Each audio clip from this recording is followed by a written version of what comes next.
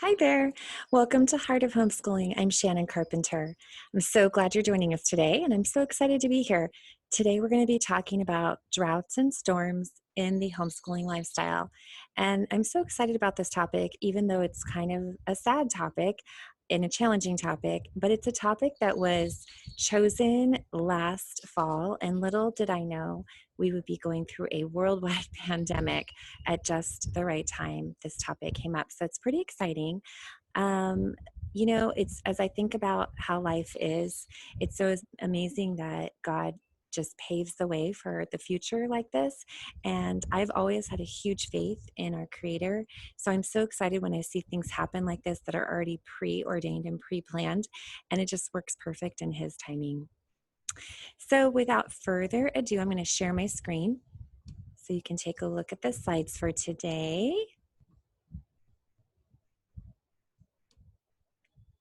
Okay, awesome. So today we're going to talk about droughts and storms, like I said before. And I think I'm just going to go over quickly what we're going to be talking about. First, we're going to go over some basic information about droughts and storms, and then I'm going to give you 4 tips to try if you are finding yourself going through a drought or storm, or if you're preparing to go through a season that you might think there might be a drought or storm coming up, or if you just want to plan for the future. And then finally, I'm going to show you how to be flexible during those times. And for that, my sweet friend Kendra is going to be joining us in an interview. So let's go ahead and get started. Before we do that, though, I want to go ahead and read a quote that I found to be really inspiring to me. I also posted it on the Heart of Homeschooling page. I don't know if you're like me, but if life gets crazy and you don't know where you're going, I need reminders to help ground me. And I just love this quote. Let's read it together. You don't need to do it all. You just need to do all of what God is calling or giving you to do in this season. I just love that quote. And I just love to just ponder these types of quotes and maybe journal and search my soul as to what it is meaning to me. And so I'm going to talk a little bit about that later in another slide. So I think it's always good to start with some definitions. So let's go ahead and look at what the dictionary says a drought is. The dictionary's definition of drought is a period of dryness that is prolonged, a prolonged or chronic shortage, or a lack of something expected or desired. Many of you are going through this right now. In the homeschooling lifestyle, it can look like a death of a friend, a family member, a miscarriage, loss of a job, a move, or anything that causes a feeling of loss or emptiness. A homeschooling mom can experience a drought when they feel burned out or can't think of anything creative to do with their kids. They can also feel a sense of drought when their child isn't progressing or they're confused on what to do next. They feel frozen. They feel depleted or empty without any hope for positivity in their future. This can also happen when there's a lack of balance in the schedule and they just feel like giving up, or they're in a give mode and are just plain tired. A teacher can help by supporting in different ways, which I'll cover in point number 2. But first, I wanted to just share a story with you. I have 4 babies in heaven due to miscarriage. And at one point, I had 3 miscarriages in less than 2 years. And during this time, I really longed for another baby, but God had other plans. I cried out to God a lot and felt extremely confused and disillusioned. And I didn't understand why we couldn't have another baby after having 7 successful babies.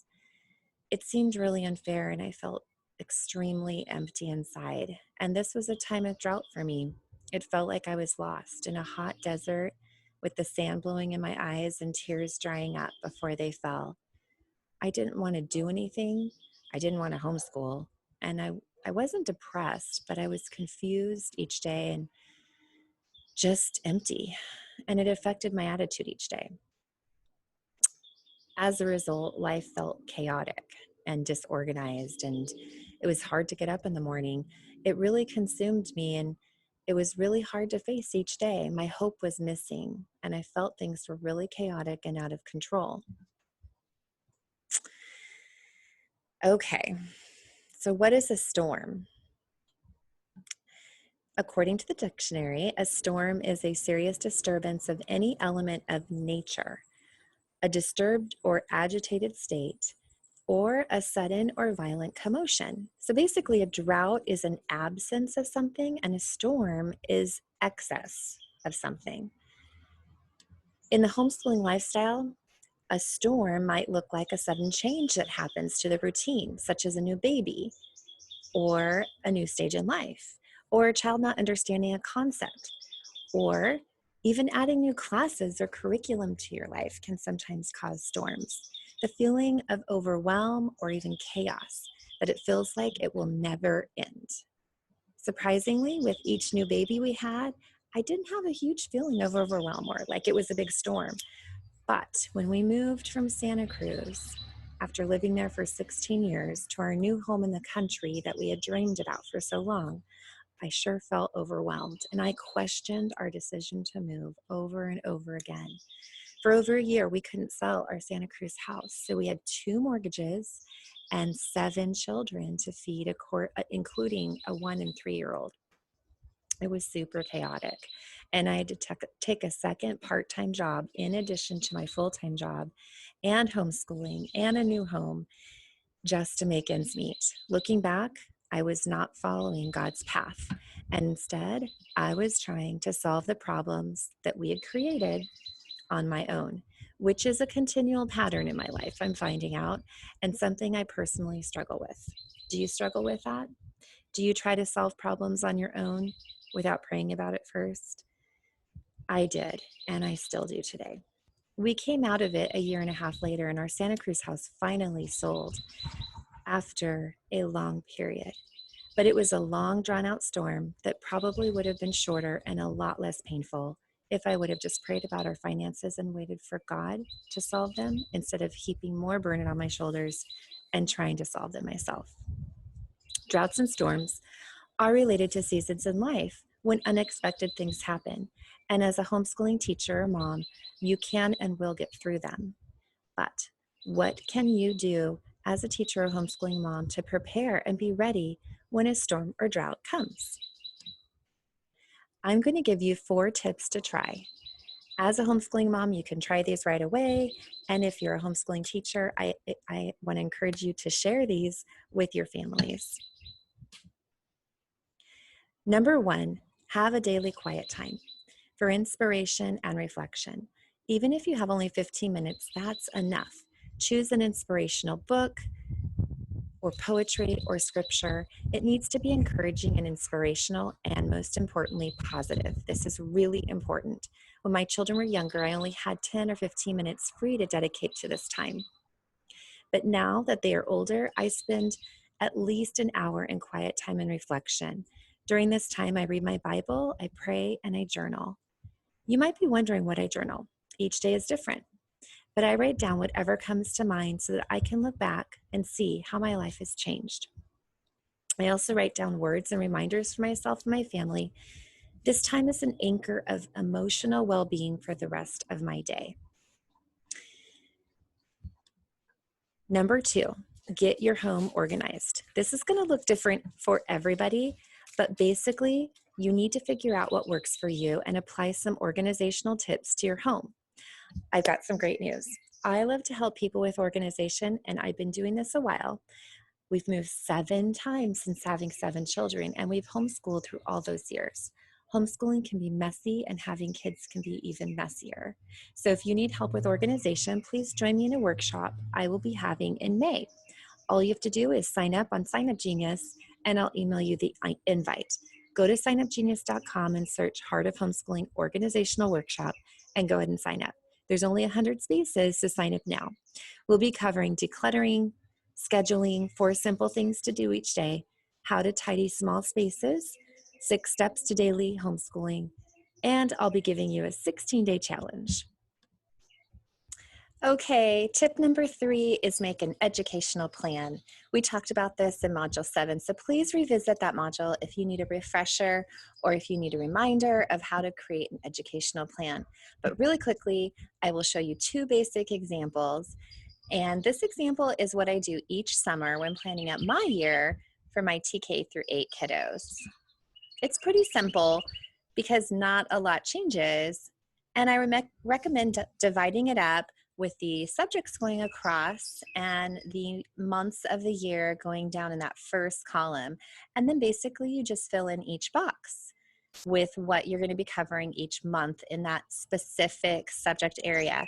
You can be as specific as you want and actually write down chapters or pages that they're going to read, or you can just be more general like this example. The next example I'm going to show you is for a high school student. And for high school, it's a little bit more detailed. If you're with a charter school or an independent study program, you need to make sure you plan on completing the graduation requirements for whatever program you're in.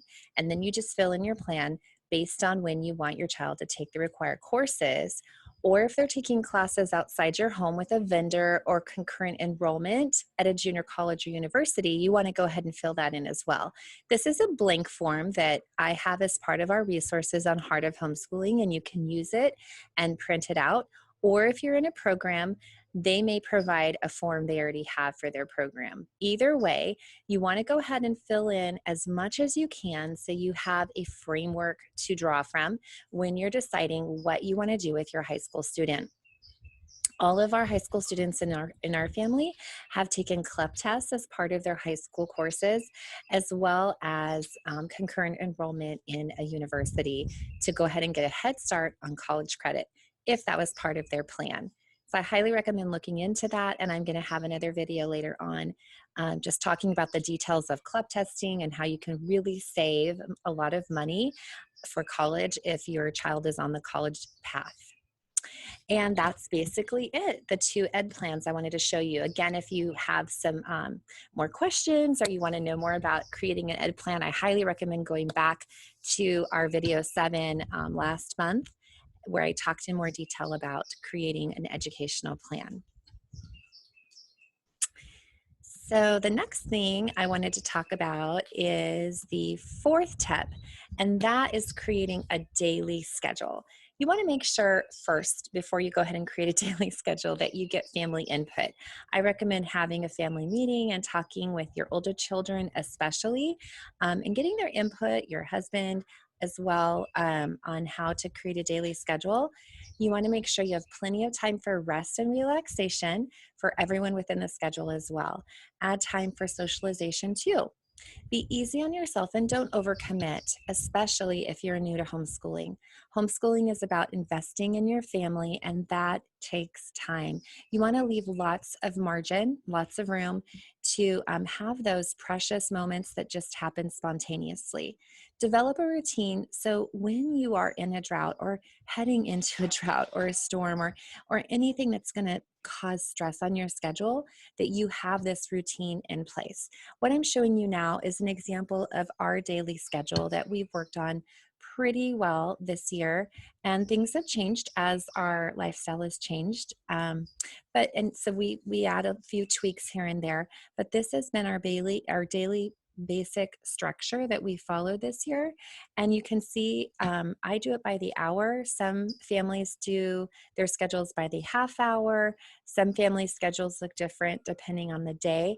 So you create a schedule that works for you. I have other examples, and I also encourage, when you get your daily schedule, to post it on our Facebook group so other families can get an idea of what everyone's doing.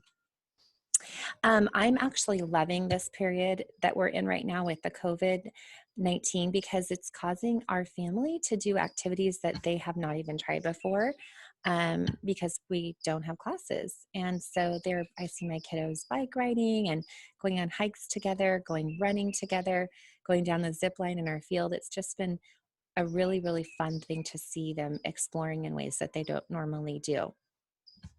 So I hope that you guys are experiencing the same thing. The next slide I wanted to talk to you about, well, just to kind of like put it all together, I want to encourage you guys to try at least one of these 4 tips if you aren't already doing them. The 4 tips again are daily quiet time, organizing your home, developing an ed plan, and creating your daily schedule. Work on acquiring all of these 4 things in your life, and you will have a really, really strong foundation for when you do face any droughts or storms in your life.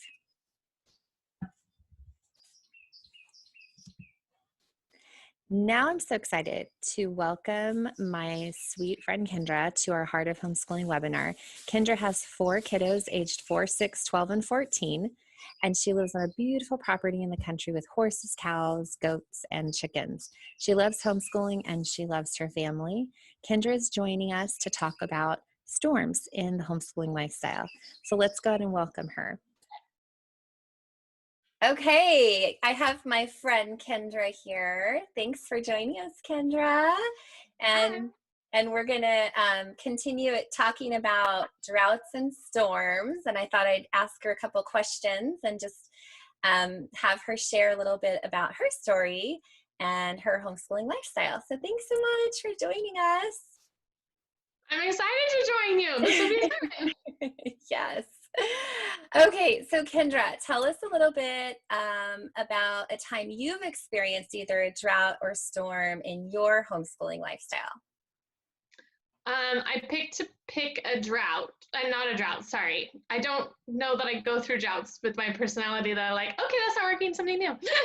I don't know, but so I picked the storm. I picked a storm thing, and it was realizing that I'm not going to be able to use regular textbooks and like the normal way for teaching my son, and that he had special learning disabilities. That was going to take me getting super creative. So I have more to say, but I'll wait for the next question. Okay, yeah.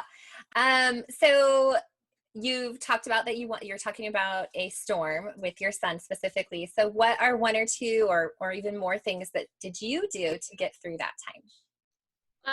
I really leaned into the teachers who were affirming that this wasn't working. I needed somebody else to say, let go of this. This doesn't work. Think of, like, I don't know if they helped me brainstorm some new ideas or if I kind of started leaning into God and being like, the God that created me gave me the tools of how I'm going to handle this. And I am going to have to get creative because nothing that I've been handed is working. And I literally don't know what I did because I remember going to games knowing that he liked games, just again, to like who your child is and what you got to do.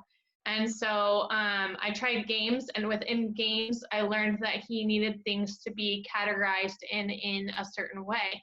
And the only reason that I was even learning what I was learning was not actually journaling this time, as much as I love journaling. I was in such a lost state of what to do and if this was like okay to do it that way. Like I was a young mom, and this was my first kid taking through homeschooling.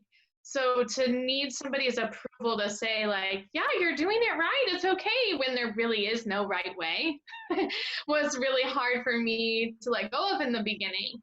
And what happened was that I learned about myself too, because I learned I needed to talk it out. I needed to be like, well, I tried this game today and I guess it worked. And they'd be like, well, what worked about it? And I'm like, well, by the 3rd word, he was actually remembering them. And I was like, I did it 100 times, or I did it whatever. And they're like, okay, what was the frustrating part? The frustrating part was 100 times.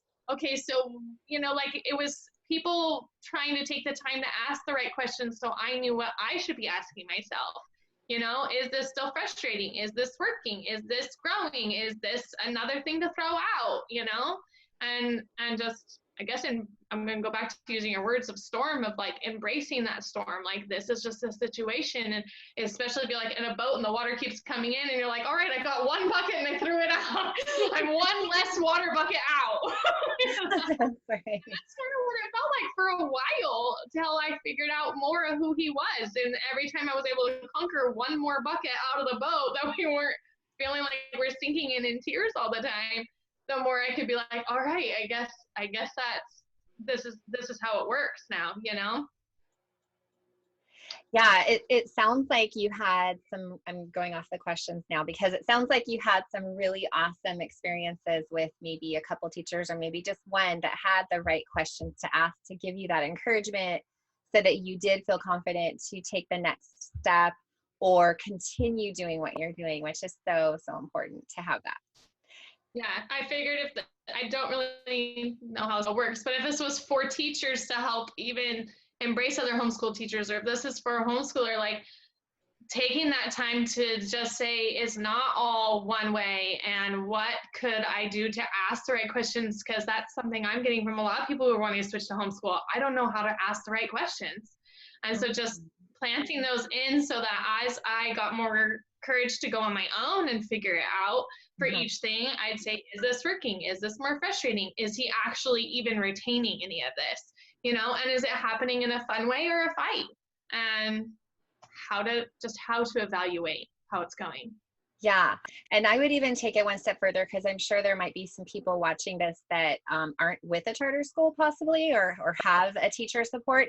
And so it's really about community. So if they're not in a charter or if they're not a homeschool teacher, it's about reaching out and finding a homeschool community to be a part of, mom's night out, a mom's group, whatever, so that the young and the old are together paired up, and those moms that have the more experience can help mentor the ones that are just starting out or even just interested. So I love that. I love hearing that kind of feedback. I think it's so important and valuable. Yeah. Yeah. You want to move on to the next question? Yeah, well, I mean, Yes.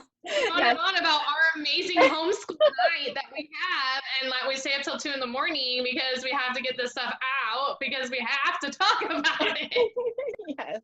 Absolutely. We have to have a community. We know this. Yes. Yes.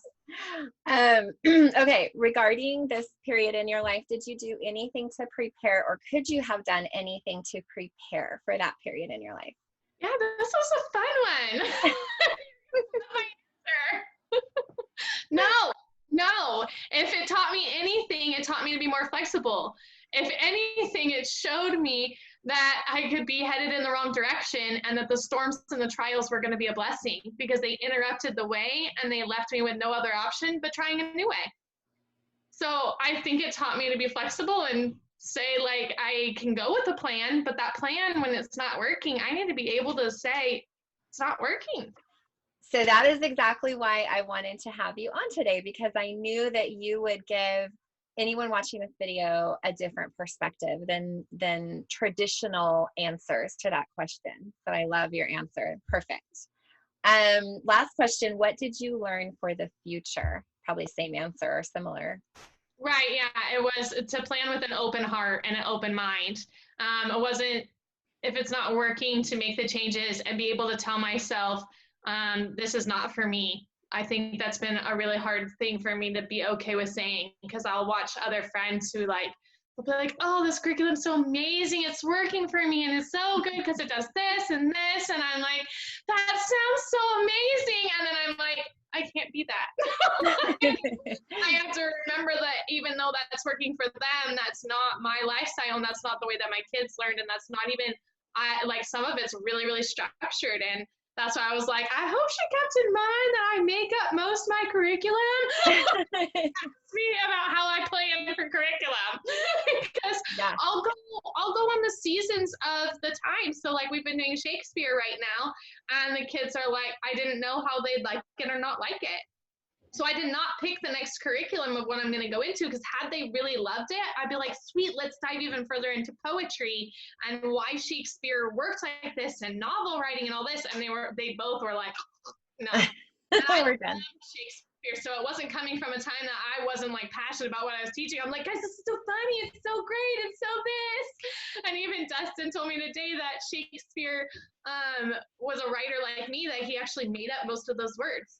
Those were made up words. Yeah. And I didn't know that. Yeah. And they just flowed so nicely, they stuck. And so, yeah, so today's his birthday. So, like, yeah, that's cool. So but even though it was good for me, it wasn't good for my kids. So I think that Right. was a good point to bring up in here is like, even though I loved doing it and I thought that I could make it super fun, my kids were not into it. And so I'm like, okay, going completely off. And I gave them like 4 other books to let them choose from because I like to do novel studies and then I make it up as we go as we use that study. So they both are picking from their own things right now. And that left me with freedom of change of I had an idea where I could go with this, but when that didn't work out, they both are already fighting me and they enjoy something different. I want their learning to be enjoyable. So not for me, not for this situation, and also not for this time. Starting new businesses and then trying to join a co-op that you might have to be a teacher at, not for this time. You know, being able to enter a plan with those uh, phrases of grace over yourself of what you don't, the not tos, the not fors, yeah, I think they all say not for me, not for this situation, and not for this time.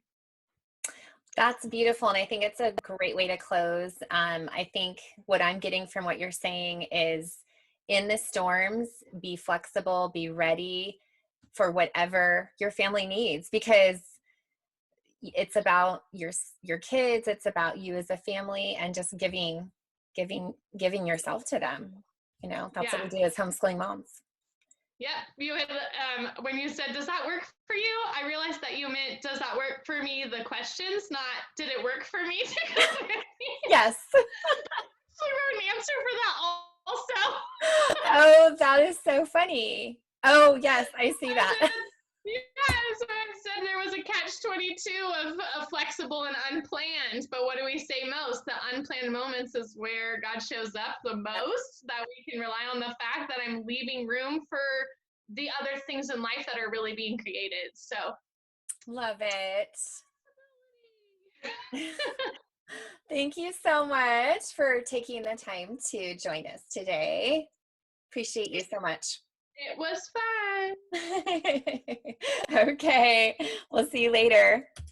Bye. Bye.